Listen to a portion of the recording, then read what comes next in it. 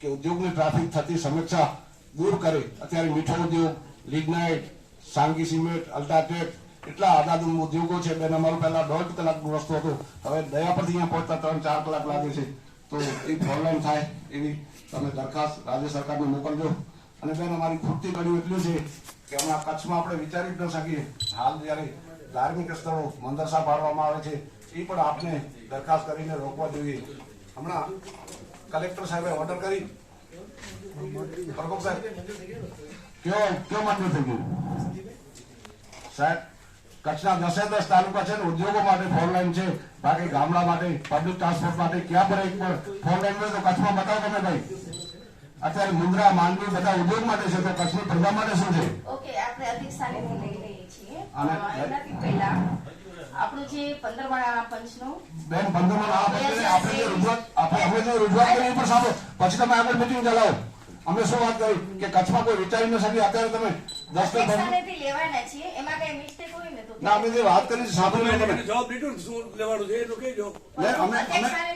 મેં મારી રજૂઆત કરી જો કે અમે તમારી ચાય પાણી પીવા નથી હવે કચ્છના પ્રશ્ન લઈને આવે થોડી વાર સાંભળવાનું શું આવે તમે? પણ મામદભાઈ તમારો પ્રશ્ન મેં બીજો પ્રશ્ન કર્યો તમે સાંભળ્યો પણ નહીં કે અત્યારે આપણે સોચી ન શકીએ એવા કામ કચ્છમાં થાય છે. અત્યારે 10-15 મંદરસા પાડી નાખ્યા, બરોબર ને?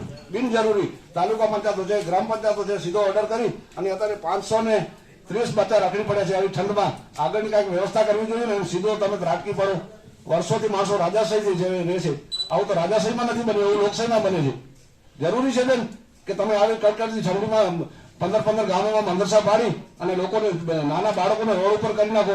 એના માટે કોઈ કાનૂની કાર્યવાહી નહીં. તમે 15 દિવસ અગાઉ કહો કે આ લોકોને બાળકો માટે વ્યવસ્થા કરો. બેન કચ્છમાં તો આવું વિચારી ન શકીએ. કચ્છને કચ્છ રહેવા દો. આવી રીતે તમે મંદરસા આ લોકો ધાર્મિક સ્થળો પાડી અને બાળકોને રોડ ઉપર આવો.